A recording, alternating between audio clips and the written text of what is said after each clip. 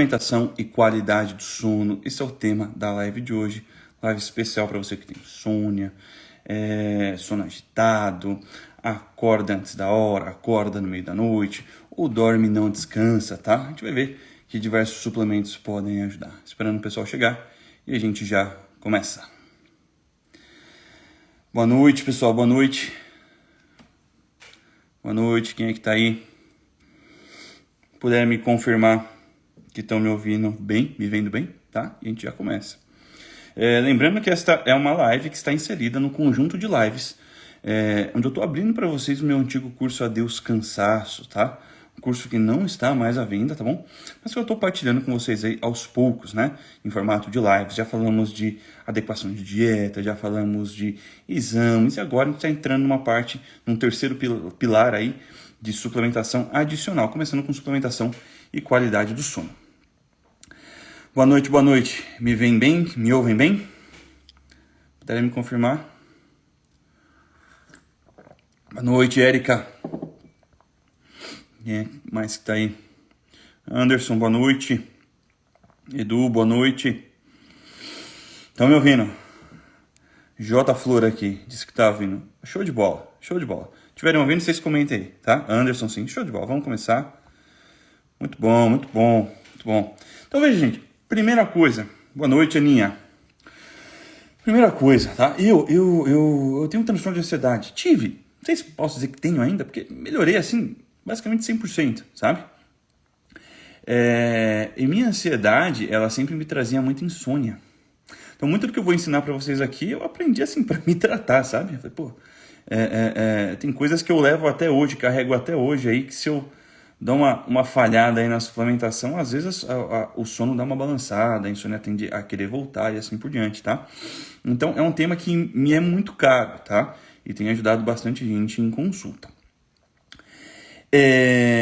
Bom, primeira coisa quando o paciente chega com a queixa de sono, ele pode manifestar isso de diversas formas, né? Que vocês podem confirmar aí.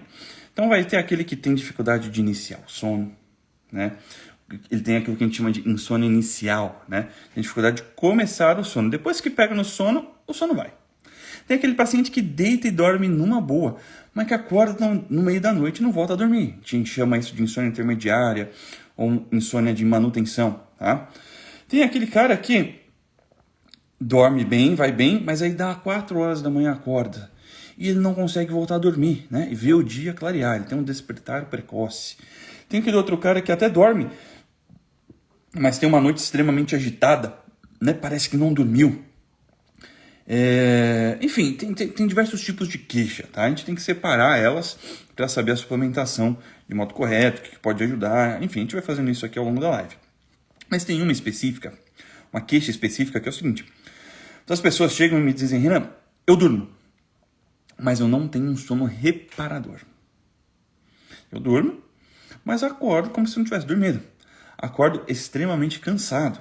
Veja, gente, essa queixa de sono não reparador, quem tem esse tipo de queixa, e ela é muito frequente, tá? Eu vou pedir para que vocês voltem à live de exames, tá bom?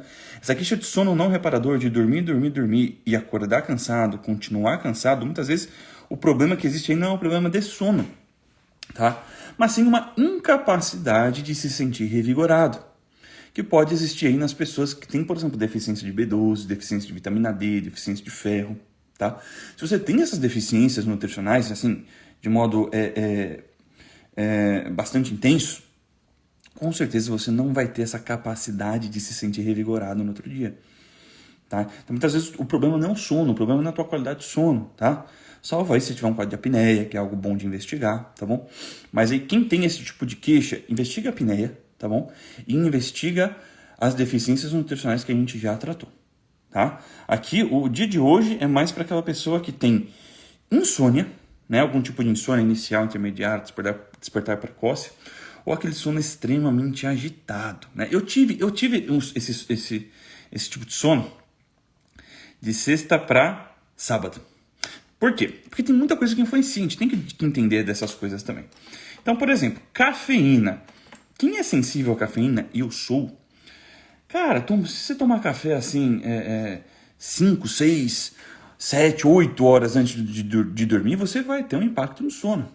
Nesse dia aí juntou várias coisas, eu ter tomado café, tomei Coca-Cola, fumei um charuto, que é estimulante, bebi álcool, né? O álcool ele tem aquela fase sedativa, mas posteriormente ele também é um pouco estimulante, e ainda era lua cheia. Não sei se vocês sabem, mas a lua cheia, ela também interfere na nossa qualidade de sono, tá? A lua cheia,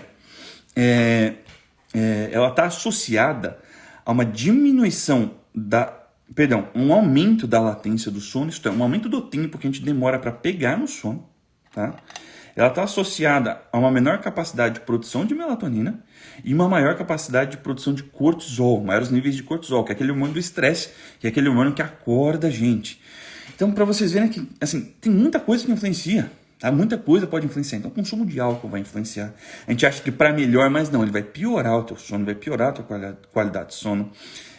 Estimulantes como nicotina, como cafeína, tá? E até mesmo período de lua cheia, isso tende a influenciar a nossa qualidade de sono, tá? Vocês podem ver que no período de lua cheia a gente tem um sono um pouco mais leve, a gente acorda um pouco mais à noite. Se você junta com cafeína, como foi o meu caso aí, né? Eu tive aquele sono que assim, eu até dormia, mas era uma sensação de que não desligava, sabe? Uma sensação de agitação, tá?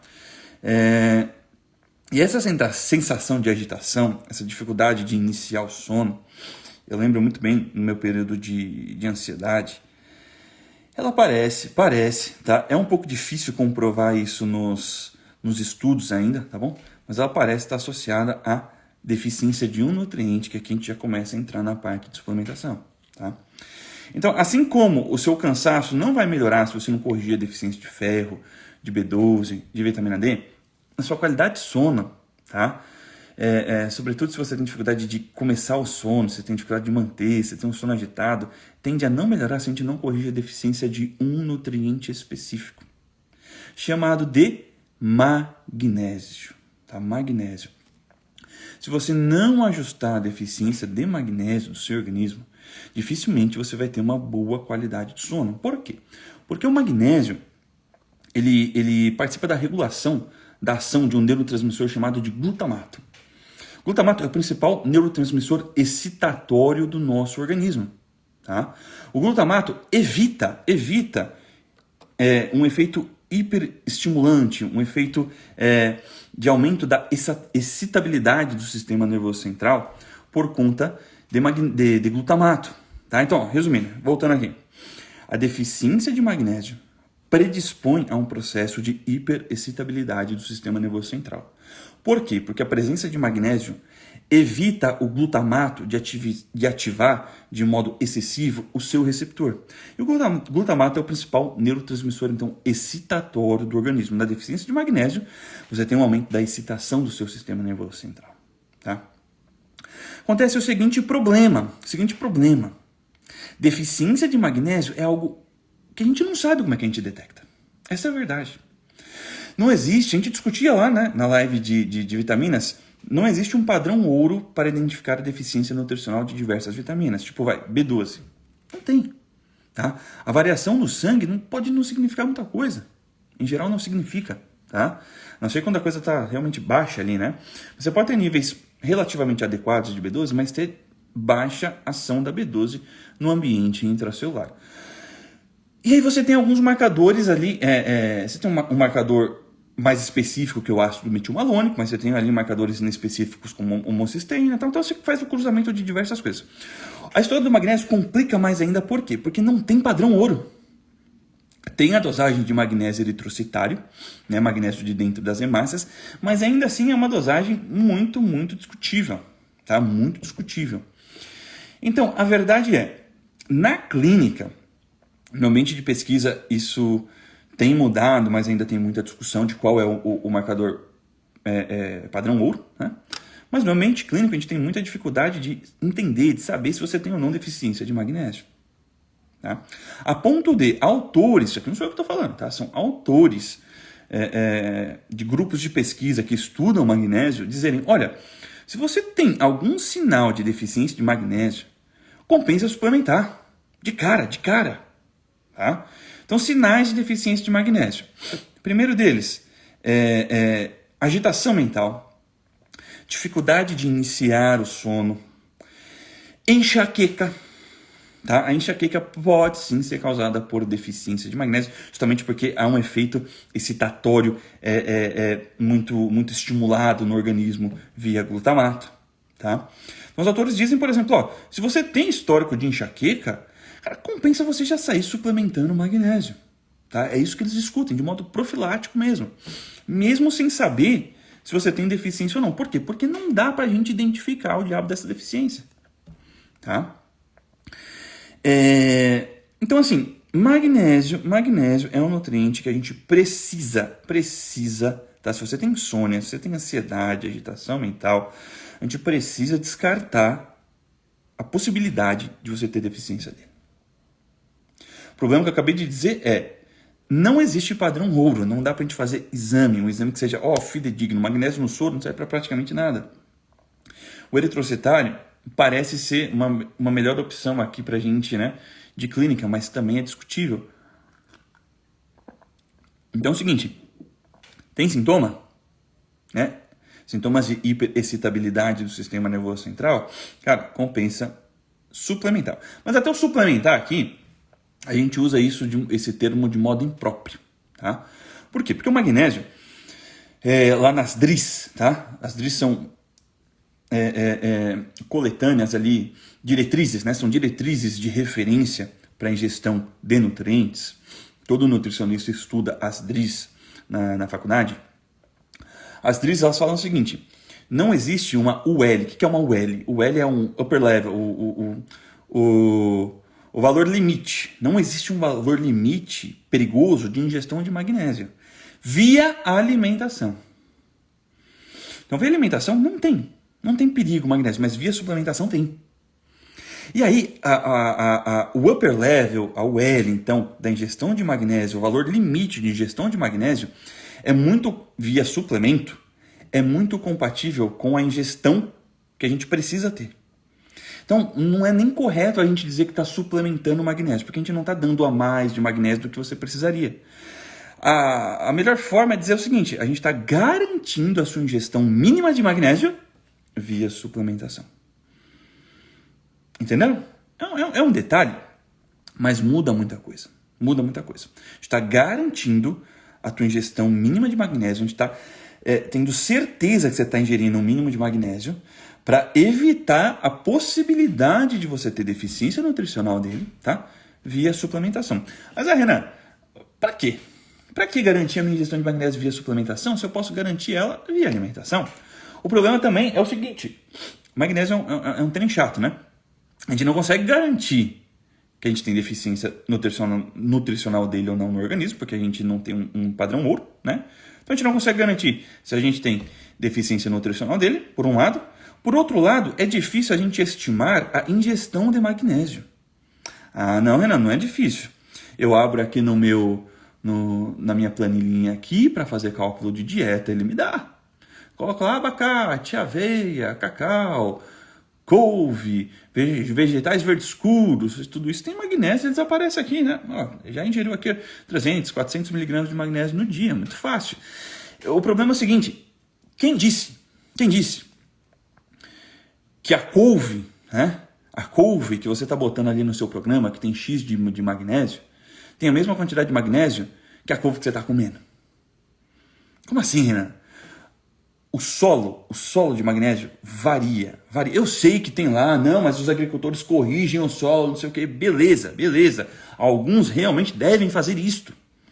Só que o problema é a quantidade de magnésio no solo vai variar de local para local. Se o cara fez a correção, se o cara não fez, se fez de um modo X, se fez de um modo Y, ou se foi plantada a couve lá no Japão, onde o solo é vulcânico, se foi plantada aqui, se foi plantada acolá. O problema é, eu não posso, paciente que tem enxaqueca, paciente que tem insônia, paciente que tem ansiedade, depressão, eu tenho que ter certeza absoluta que ele está consumindo a quantidade mínima de magnésio. Eu não posso brincar com ele e dizer, vamos tentar aqui, tomara que esse elemento tenha essa quantidade de magnésio que eu estou esperando. A gente não pode fazer isso. Tá? Essa é a minha opinião e a opinião de outros autores também, tá bom? Então, a gente garante a ingestão mínima de magnésio via suplementação. tá? Esse é o primeiro passo, de suplementação para sono, tá? Foi o que eu fiz e até hoje eu sinto muitos resultados disso. 15 dias sem magnésio, o meu sono volta a dar uma desregulada, tá bom? Bom, convenci vocês que vocês precisam, né? Provavelmente, se vocês têm sintomas, vocês devem precisar, né? Garantir a ingestão de magnésio via suplementação. Esse é o meu ponto principal aqui, meu ponto inicial, tá? Essa é a minha opinião mesmo, tá bom? Bom, é claro que eu não estou fazendo uma prescrição, tá? Mas eu estou conversando para vocês aqui sobre dados científicos e a minha opinião sobre esses dados, tá?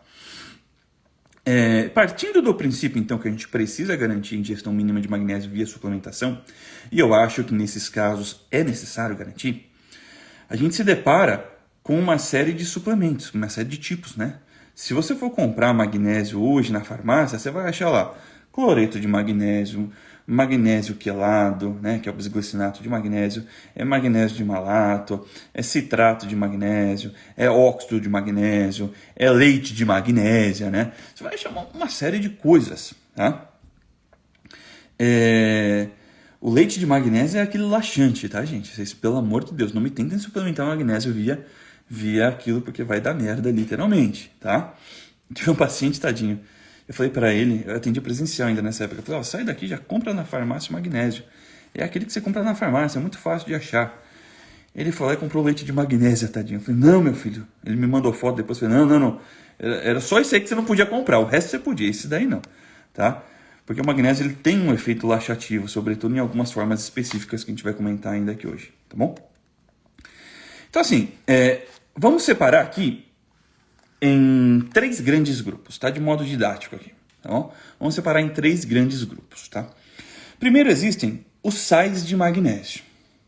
Dentro desse gênero estão o cloreto de magnésio, o óxido de magnésio, o citrato de magnésio, tá? São tipos de sais de magnésio. Porque o magnésio, você não encontra magnésio sozinho na natureza, né? Mesmo no sangue se encontra magnésio sozinho? Encontra, mas o magnésio já ionizado, ele dilui no sangue e aí, né, ele ganha lá a forma ionizada. De modo sólido, né, antes dessa diluição, você só encontra magnésio alguma coisa, você nunca encontra magnésio puro para suplementar, tá? Na natureza, portanto. Então, sempre tem uma molécula estabilizadora, tá? Você pode estabilizar isso na forma de sal, como eu estou dizendo, cloreto, citrato, óxido de magnésio, por exemplo. Você pode, como é que fala? Estabilizar essa molécula com moléculas orgânicas, do tipo bisglicinato de magnésio, que é o magnésio ligado à glicina, o dimalato de magnésio, tá? E você pode ainda estabilizar com outros tipos de moléculas aí, como, por exemplo, o magnésio L-treonato, tá? Tem diferença de um para outro? Tem diferença de um para outro. Os sais de magnésio, tá? Eles têm a seguinte desvantagem, tá? Eles são, a absorção deles é pior, tá? Eles são menos absorvidos. Por isso, os sais de magnésio muitas vezes são ligados a aumento de motilidade intestinal. Então, vocês já devem ter ouvido falar, por exemplo, né? Cada magnésio serve para alguma coisa. Vou comentar sobre isso ainda, a minha opinião sobre isso, tá bom? Mas vocês devem ter ouvido falar, cada magnésio serve para alguma coisa. Então tem lá o cloreto de magnésio, que serve para melhorar a sua função intestinal. O que ele está dizendo é o seguinte, o cloreto de magnésio vai ter um efeito laxativo. Por quê? Porque ele é pouco absorvido. A absorção dele é menor, portanto você tem um efeito laxativo, um efeito osmótico ali no intestino, né? Que confere o efeito laxante. Mas eu quero que você absorva o magnésio. Eu não estou querendo que você bote o magnésio para fora. Entendeu? Eu quero que ele seja absorvido pelo seu organismo. Então, cloreto de magnésio, citrato de magnésio, óxido de magnésio, eles têm essa desvantagem. A absorção é menor, tá? Mas eles têm uma seguinte vantagem. Eles são mais baratos. Suplementação de cloreto de magnésio, você compra aquele sachêzinho, sabe? Aquele que você dilui em 1 litro d'água. Fica horroroso, mas assim, tu paga 7 conto naquilo, aquele negócio dura um mês, tá? Então, assim, é uma suplementação extremamente barata, extremamente vantajosa por isso, tá? Só que você tem que medir tudo certinho, porque se você não medir, você vai ter um efeito laxativo, tá bom? Eu descobri isso da pior forma possível. Eu não sabia. Comecei a ficar com preguiça de medir, que tinha que medir 7 colheres. Falei, vou no olho, essa porcaria aí. Pronto, você toma, o efeito laxativo é bem rápido, tá? Você tem, então, o magnésio ligado àquelas moléculas orgânicas, tá? O que é uma molécula orgânica? Uma molécula que tem carbono e tal. Por exemplo, a glicina, né? O magnésio quelado, então, tanto o magnésio bisglicinato, que é o que a gente chama normalmente de magnésio quelado, quanto o dimalato de magnésio, são magnésios quelados, tá? Quelado é isso, o mineral ligado à molécula orgânica, tá bom? Então, o bisglicinato de magnésio, que é o que comumente a gente chama de magnésio quelado, ele é um magnésio ligado a moléculas de glicina, é um aminoácido, tá? Enquanto o dimalato de magnésio é um magnésio ligado a moléculas de malato, tá bom? Dimalato são 2 moléculas de malato, né? Bisglicinato também são 2 moléculas de glicina, tá? Para cada molécula de magnésio. E aí é o seguinte, a absorção do magnésio quelado é melhor, tá? Ela é extremamente melhor do que os sais, tá bom? A vantagem dele é esta, só que começa a ficar um pouquinho mais caro. Mas para mim ainda é o melhor custo-benefício. Vocês vão entender o porquê daqui a pouco, tá bom? Quando a gente for falar de dose. Por último tem o L-treonato, magnésio L-treonato. O treonato, esta molécula, é uma molécula mais nova, aí, vamos colocar assim.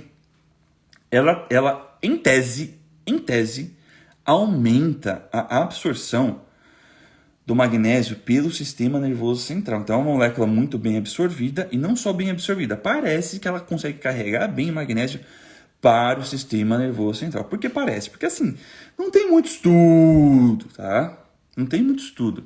E aí começa essa história de, o cloreto de magnésio serve como laxante, o citrato de magnésio serve para prevenir cálculo renal, o magnésio ligado à glicina, bisglicinato, magnésio quelado, a glicina tem um efeito aí de melhorar a qualidade do sono, porque ela age no nosso sistema nervoso central como o GABA, né, o neurotransmissor inibitório. Então ela é melhor para o sono, enquanto o dimalato, as moléculas de dimalato entram na mitocôndria e fazem, melhorar a geração de energia, é melhor para dar energia. Começa essa historinha, de acordo com a molécula a qual o magnésio está ligado, né? E o L-treonato seria o magnésio que melhor chega no sistema nervoso central. A minha opinião sobre isso não existem dados suficientes para a gente afirmar esses efeitos adicionais dos tipos de magnésio. Não tem.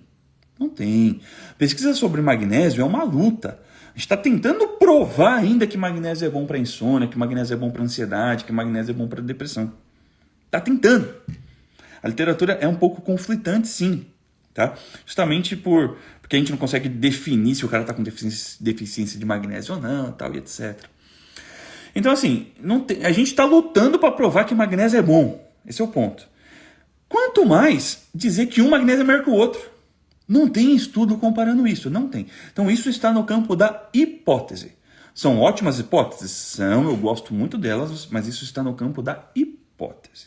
Esse é o primeiro ponto. Tá? Segundo ponto que me faz desacreditar desse tipo de coisa. Eu conheço estudo com glicina melhorando a qualidade do sono? Conheço. Sabe quanto eu tenho que usar de glicina? Pelo menos 3 gramas.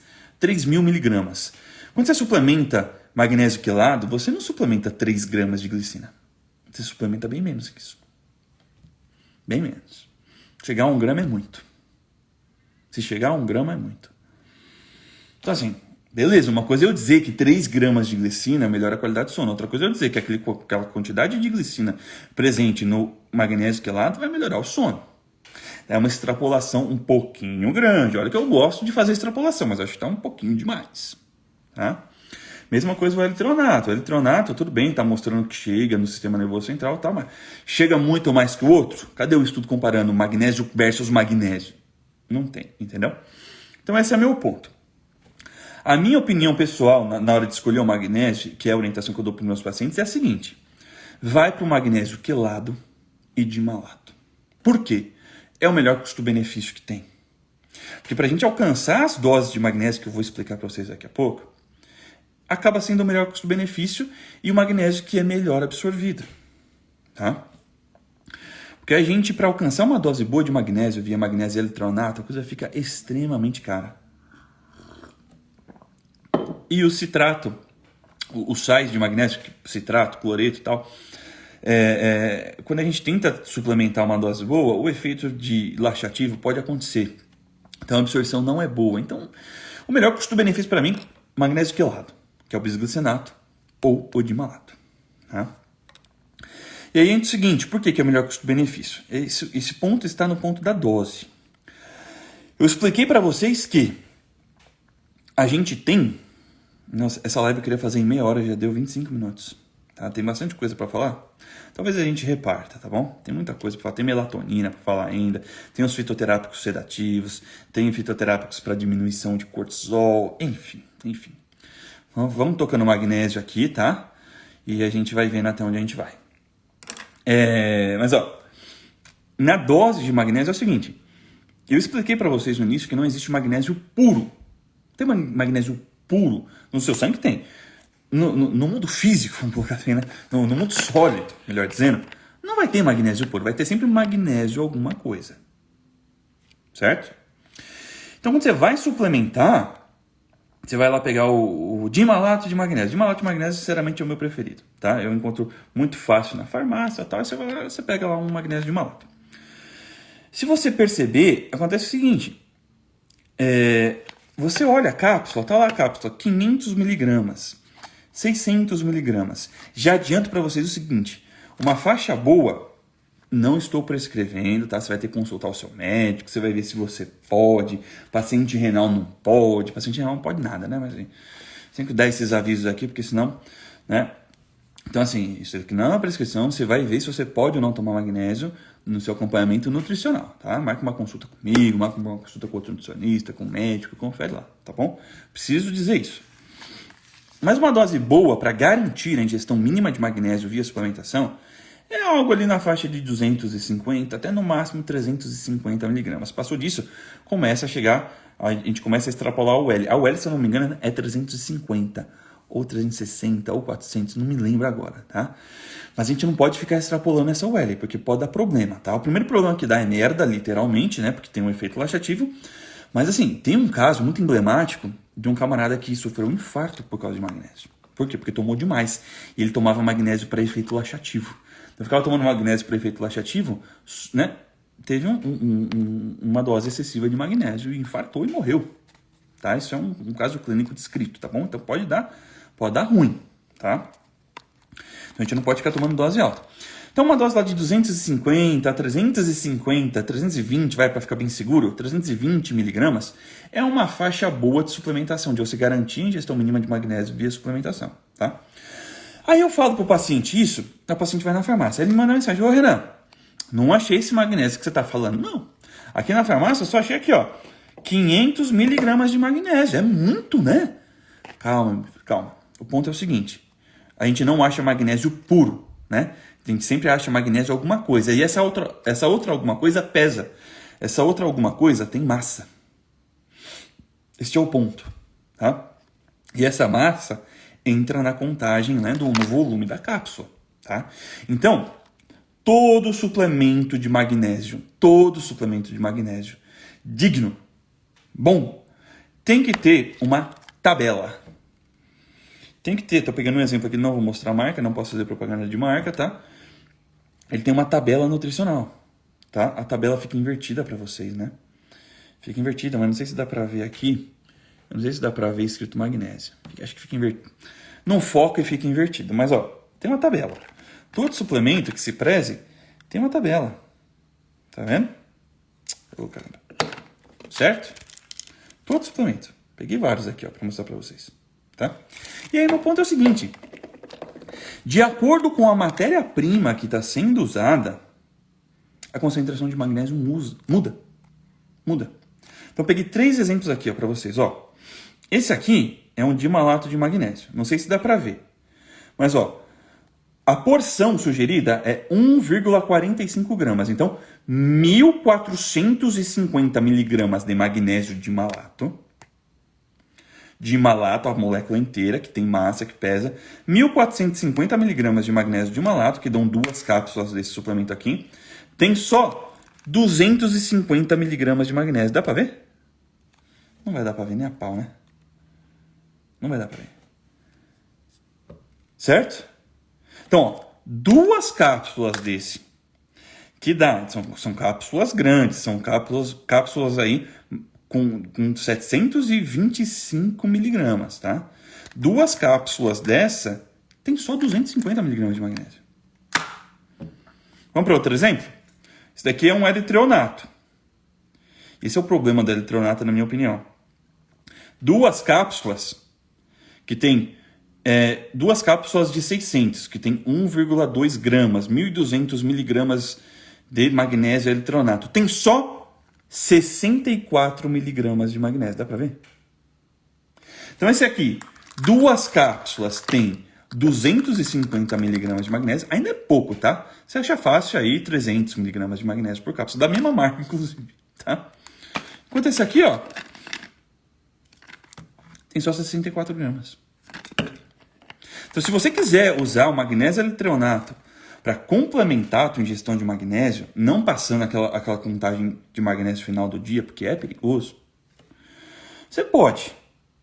Só que se bater 300 miligramas de magnésio com magnésio eritronato, vai ficar caro para burro. Muito caro. Porque o magnésio eritronato é uma matéria-prima cara. Tem outro aqui, ó, magnésio taurato. 2 cápsulas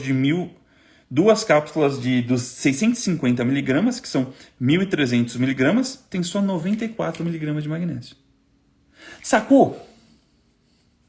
Então já peguei, às vezes, gente, Renan, eu tomei o magnésio lá, não senti nada. Comprou certo? Pera aí, vamos ver. Me manda foto do que você tem aí. Ó, isso daí que você tem que tomar sei lá, 6 comprimidos. Esse magnésio aí tem muito pouco magnésio. A gente chama isso de magnésio elementar. Então, vocês sempre vão olhar o magnésio elementar na hora de suplementar. Foge de suplemento que não te dá essa tabela aqui, porque você não sabe quanto tem ali. E foge de manipulação que não entende isso. Então, quando eu vou manipular, eu falo ao paciente, ó, compra pronto, ou manipula desse jeitinho aqui. Eu boto lá, ó, quero lá 250, 300, 350, sei lá, 300 miligramas de magnésio, eu coloco lá assim, magnésio de malato, 300 miligramas de magnésio elementar. Ou então eu quero 300 miligramas de magnésio elementar na forma de magnésio de malato. Você pode colocar assim também. Se a farmácia de manipulação não entendeu o que você está pedindo, cara, foge, vai para outra. Se o farmacêutico não entendeu, foge, vai para outra. Porque é obrigação dele saber qual é a concentração de magnésio na matéria-prima dele. E cada matéria-prima muda. Você pega o magnésio de malato de uma marca, a concentração é outra. Você pega o magnésio de malato de outra marca, a concentração é outra. Tá? O farmacêutico tem que saber fazer o fator de correção. Para te dizer, ó, em tantas cápsulas de magnésio de malato, você tem 200, 300, sei lá, 250 miligramas de magnésio elementar. O que você tem que suplementar é magnésio elementar. Não é o magnésio quelado, não é o magnésio de malato, e assim por diante. Você não está interessado na outra molécula. Entenderam? Deu para pegar? Deu para pegar? Vocês estão muito quietinhos hoje no chat. Eu sei que tem gente aí. Tem bastante gente, mas vocês estão quietinhos. Deu para entender? Dúvidas? Que eu acho que hoje vai ser só magnésio, tá, gente? Não vai dar para avançar, não. Acho que dá sim. O resto eu vou falar rapidinho. Se tiver com dúvida, escreve aí no chat. Tá? Esse é o primeiro suplemento que eu acho que, ó, tem que descartar a deficiência de magnésio. Deu para entender? Show de bola. Tem que descartar a deficiência de magnésio. Se você tem alguma alteração de sono, insônia, agitação mental, tal, cara, vocês entenderam, que bom. Vocês têm que descartar a deficiência de magnésio. Como se descarta a deficiência de magnésio? Vai fazendo exame? Respondem aí para mim. Não é.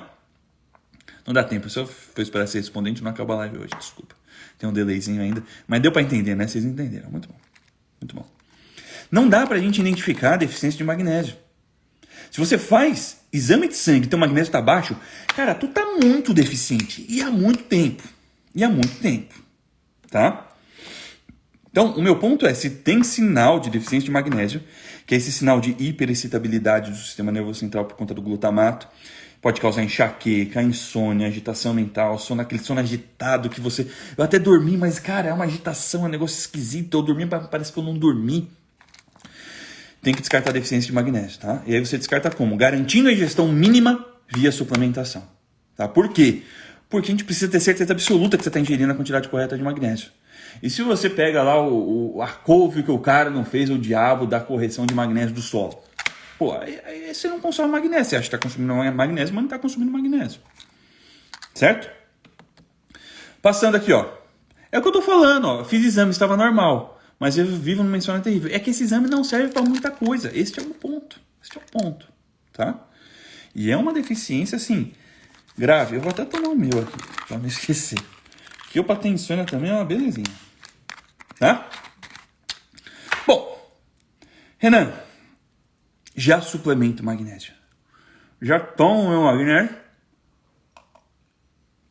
mas a insônia persiste. O que eu posso fazer?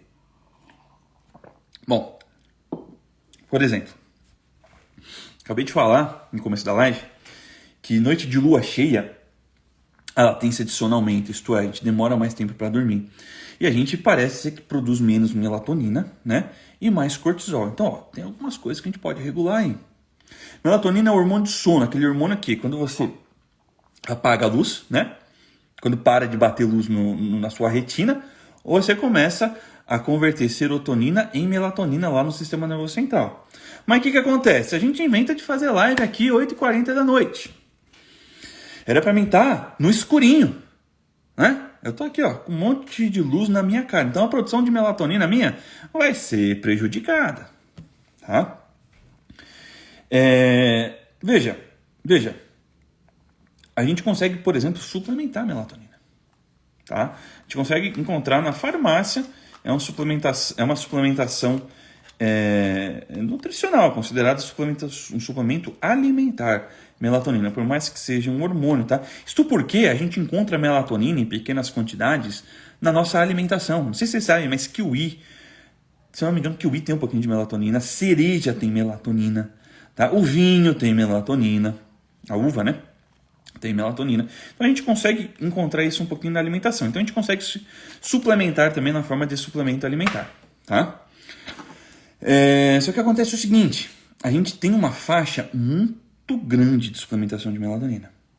Então, você vai na farmácia e acha hoje em dia comprimidos de 200 microgramas, isto é, 0,2 miligramas, tá bom? Antigamente, quando o pessoal ia para fora do país e tal, eles traziam muito o quê?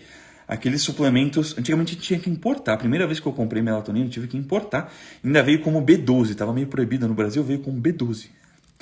É até engraçado. E aí eu tive o meu primeiro baque. A minha primeira relação aí com a suplementação de melatonina em doses altas. Por quê? Eu comprei uma de 3 miligramas. Olha só, acabei de falar que hoje em dia se encontra no Brasil uma de 0,2 miligramas. Né? A gente tem, fora do país, 1, 3, 5, 10, 20 miligramas comprimidos com doses cavalares de melatonina. A primeira vez que eu tomei melatonina, então, foi de 3 miligramas. O que aconteceu? Eu tomei, apaguei, porque a melatonina em dose alta, ela é muito sedativa, ela tem um efeito de sedação mesmo. Eu apaguei super rápido, sonhei feito um louco durante 3 horas, 2 horas da manhã, eu acordei e não consegui mais voltar a dormir. Quem aí já passou por isso? É o clássico rebote aí da alta dose de melatonina. Ela induz uma sedação muito forte. Quando a sedação passa, você acorda. Você não está regulando o seu ritmo circadiano, você não está colocando melatonina ali, você está usando melatonina como se fosse Rivotril, essa é a verdade. Tá? E a verdade verdadeira é, a melatonina, uma reposição fisiológica, isto é, repor a nossa produção endógena, a produção do nosso organismo de melatonina. Olha lá, ó, eu sonho os pesadelos que fico sonâmbula. Olha lá, o pessoal confirmando. Clássico, todo mundo já passou por essa, já caiu na dose alta de melatonina. Todo mundo.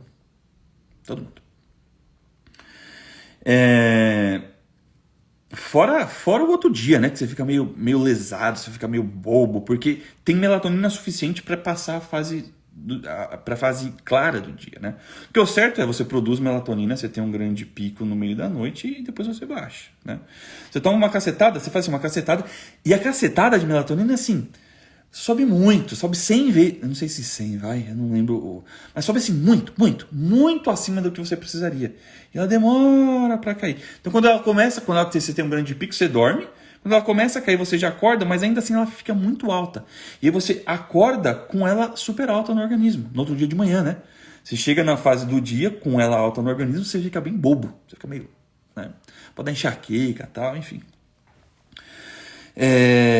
E a verdade é, doses de 0,2 até 0,5, tá? Eu tomei 3 miligramas naquela época, pra vocês terem noção. 0,2 a 0,5 miligramas já é o suficiente. 0,5 já é mais do que o suficiente para repor a produção endógena de melatonina da gente que está aqui exposto à luz e etc.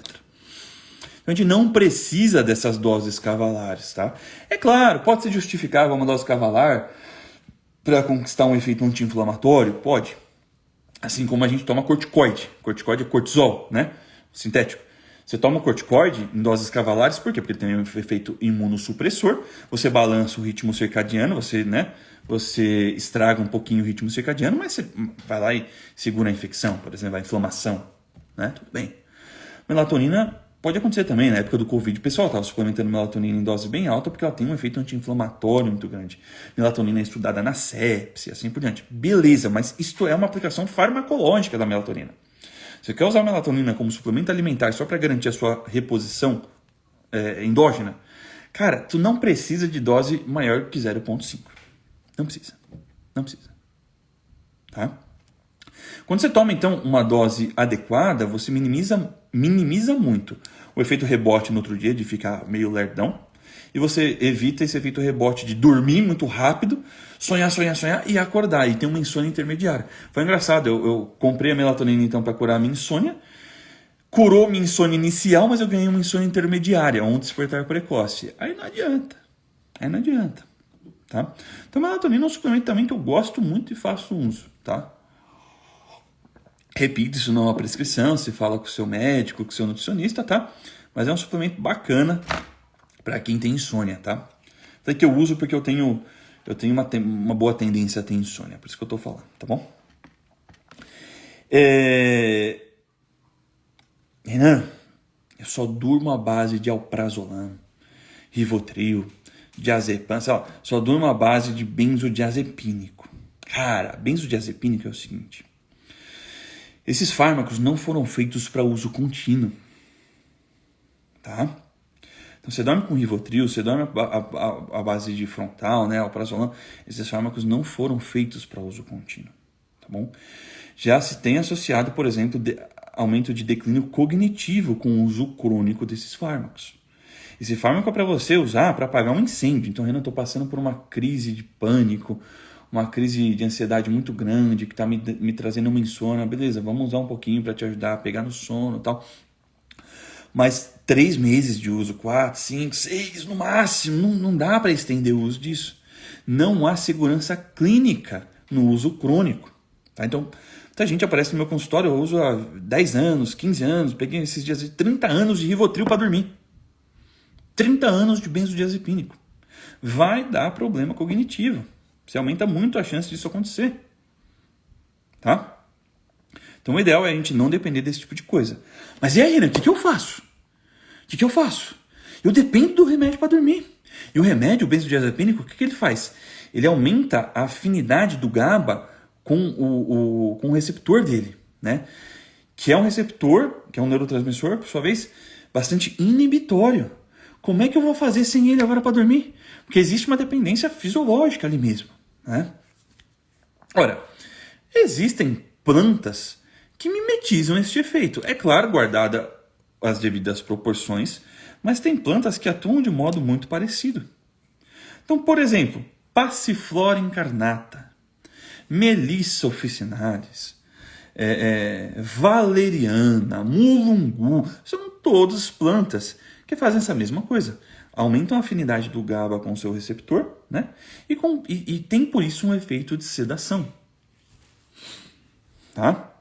Então todo mundo aqui já deve ter tomado a versão, não vou falar nome porque vai que me dá problema de novo, né? Não vou falar nome de nada, mas todo mundo já tomou, acho que a versão da Passiflora que a gente encontra amarelinha na farmácia, né? De maracujá, né?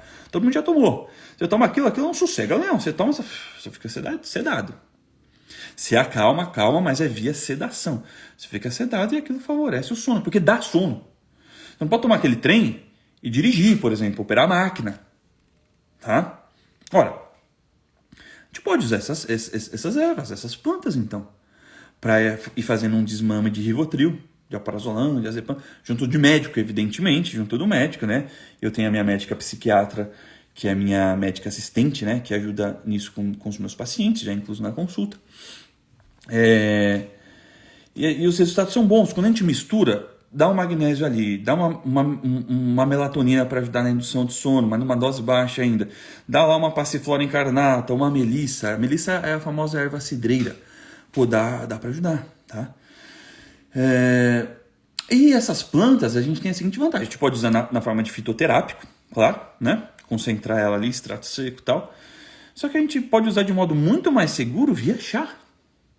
Chá de melissa, o famoso chazinho de erva cidreira, que nossa avó falava que acalmava. Pois é, acalma mesmo. Tá? Você pode colocar o ritual do chá, já é um ritual que vai te ajudar na qualidade do sono. Né? Já é um ritual de higiene do sono, porque pô, tu tem que ferver a água, tu tem que esperar o chá ficar pronto, tu tem que tomar o chá devagar, senão você queima a boca. Né? Então, se faz isso à meia luz, pô, isso já é um ritual ali de higiene do sono. Tá? E você pode tomar uma erva, por exemplo, uma erva cidreira, que é a melissa, que é sedativa, vai te ajudar a dormir. Entendeu? Tá? Então tem muita coisa boa que a gente pode fazer.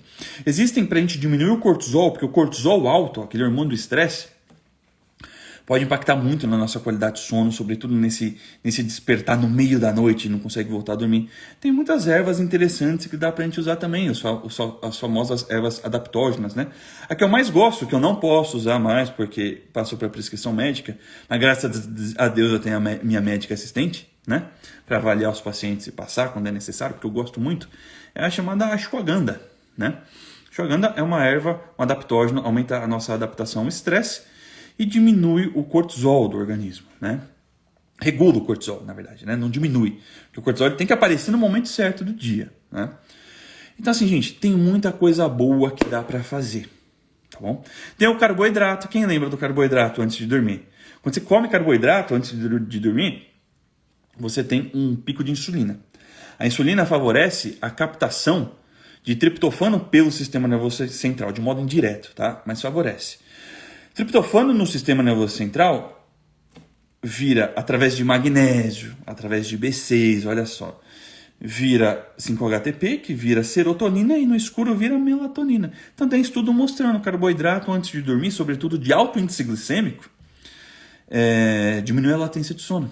Tá? Favorece a sua entrada no sono, o início do seu sono. Tá bom? Você demora menos para dormir. Tá bom? Então, gente, tem muita coisa boa, tá? Tem muita coisa boa que a gente pode fazer. Essa é a minha dica para vocês. Essa aula está inserida. É a primeira aula do nosso terceiro pilar, que é de suplementação adicional. Já falamos de dieta, já falamos de exame. Agora a gente está falando de uma suplementação adicional para disposição, cognição, tá?